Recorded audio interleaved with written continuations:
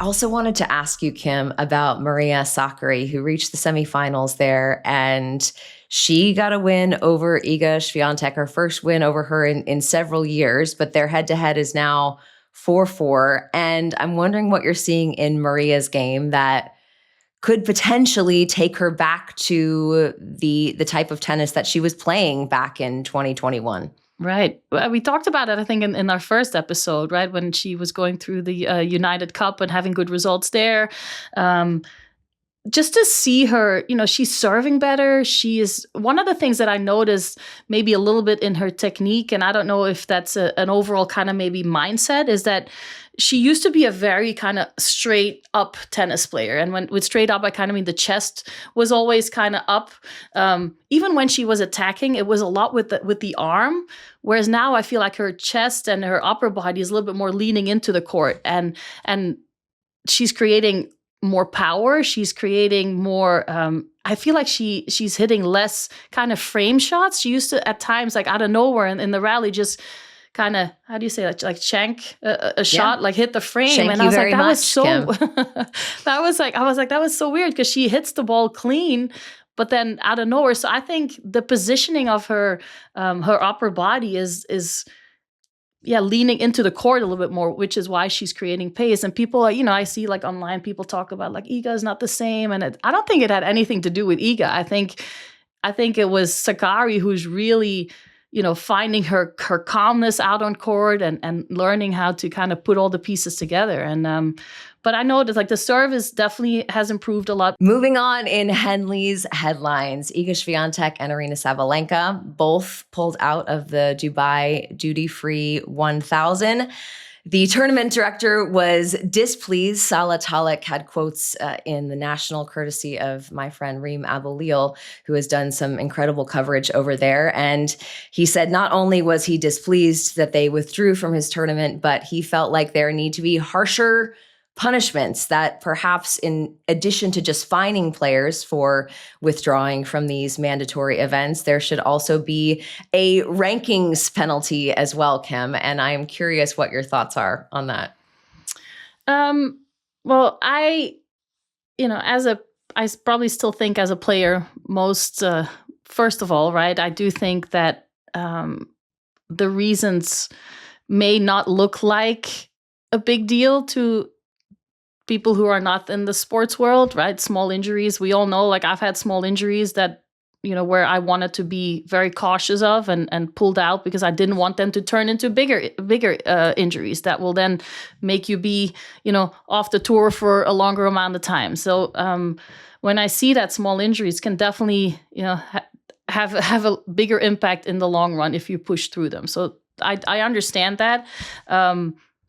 But I do think for a tournament like the one in Dubai, I've played there. It's a great tournament. They put up a great venue. I mean, one of my favorite players' parties that I've been to, I think they make it really, really nice for the players. So they, they're trying to put up the best show event that they can for their players. And then for that to be, to lose, the two biggest names in the sport at the moment is very, very frustrating and disappointing, which is normal. But I worked as a tournament director, so I kind of also had the feel for that side of the tennis world, of the tournament in Antwerp. And, it takes, I'm not going to say a country, but it takes a lot of people, right, to run an event like that. And you need sponsors, and you need to please the sponsors. They have to stay involved, and they have to be able to,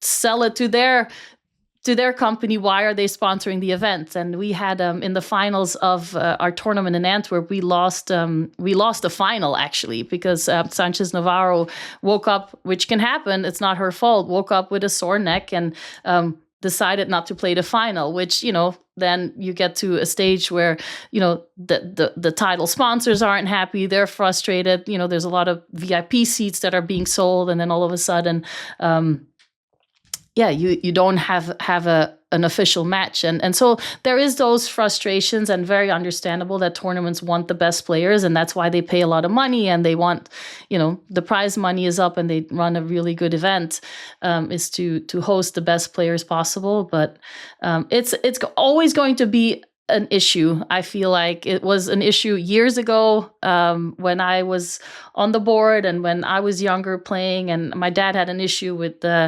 Larry Scott, who was the CEO of the WTA at the time. I had wrist surgery in 2004 and I had to pull out of the Moscow event, and I was going to get fined. I think it was like 90,000 euros, if I remember correctly. And my dad was like, wait, but she's in a cast. Like, she had surgery last week. So you're telling me that she needs to be on court because she's going to be fined? And my dad was like, okay, she'll fly to Moscow and walk on court in a cast. And then you'll see with these rules how ridiculous you look. But anyway, that's a different story. But it's really hard to find that fine line to please the tournaments, and to, promise them or to give them what they were promised, and but then on the other side, players want to play, and unless if they're not feeling well, that's the most important part, is they have to feel healthy, whether it's mentally or physically. You have to feel healthy to compete at your best.